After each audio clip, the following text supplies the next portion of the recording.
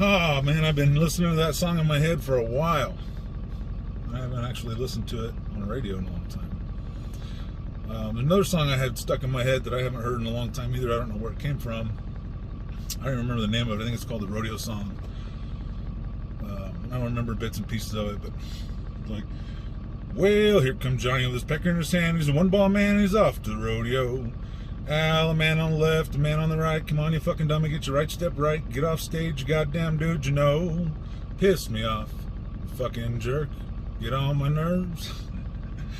Yeah. Good stuff. So this morning I've just been kind of thinking about some different things that went on in group this week with some clients, and one of the things that we talked about was desensitizing ourselves to our emotions. Clients always ask me how come I'm so mellow in group.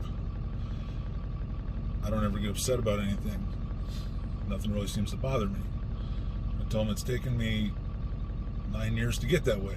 I've had to program myself to do that because I had a tendency to lose my temper really easily.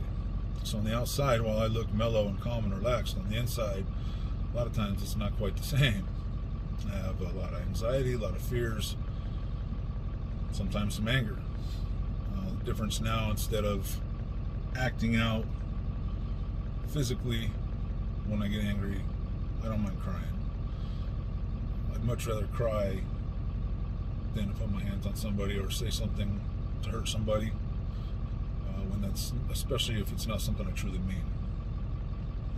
So one of the advantages of that is that I don't have those feelings of anger and, you know, outbursts and rage very often.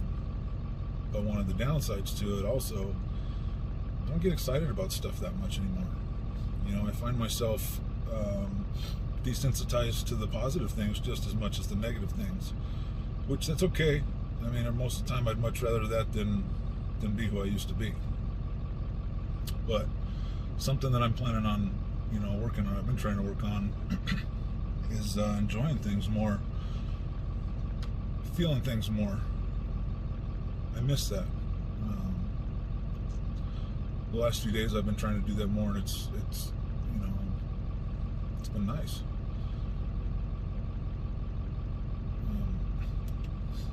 George Carlin had a quote that always sticks in my head when I think about this kind of stuff, but he said, "Don't sweat the petty things, and don't pet the sweaty things." I don't know why that always sticks out in my head, but when I think about being desensitized to our feelings, I hear a lot of George Carlin stuff. So when I talk about perception, which I talk about a lot, you know, your reality is not the reality. And what I mean by that is everybody has a different reality. Everybody sees the same thing differently. Every single incident, every experience we have in our lives that happens to us from the time that we're conceived until now has an effect on the way we look at things. Our belief system, whether it be positive or negative.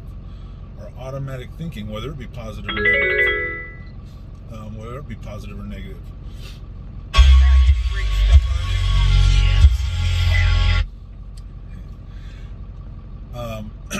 So I think about a story that I read one time, and it was about a husband and wife. Now, every morning the wife would go get a fresh towel from upstairs, bring it down to their bathroom, put it in the bathroom, and then go into her closet to get undressed and ready to take a shower. I don't know why she didn't take the towel with her, but that's how the story goes. By the time she got out of the closet and into the shower, her husband had already gotten in the shower and out and used her towel. And it used to frustrate her. One day she decided to do something different.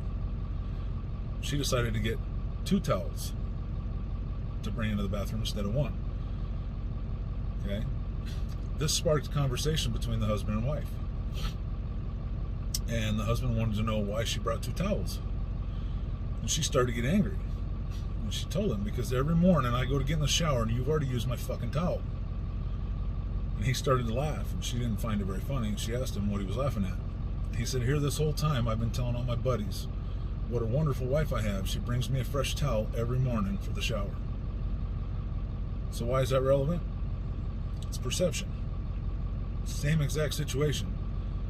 They both saw it completely different. Key being communication. A little bit of communication would have solved that issue from the very start. So while we're looking at the way people act, feel, believe about a situation, and we judge them, we got to remember that they've got different experiences than us. Just because somebody sees something differently than we do doesn't mean that the one reality is more true than the other. That's just their reality, and it's different than ours, and that's okay. They can have a different reality. It doesn't have to be our reality. We just have to be careful that we don't look at people like they're lying because they see something differently. If you and I both were in a car accident together and the police were there taking our statements and they separated us and asked us what happened, we would both tell completely different stories. Who's lying and who's telling the truth? Neither is lying. We're both telling the truth. Because different things from the accident are going to stand out differently depending on our experiences. This also means that anytime we're upset about a situation, we're thinking negatively about it, whatever, we can also use the same type of thought process to change it around. Okay? Dr. Seuss once said, "Don't cry because it's over, smile because it happened." It's a mindset. I can be upset because something is gone, somebody died, or there's something going on in my life that's no longer there. I can be upset at that, absolutely. I can also be just as happy that I got the opportunity to experience it.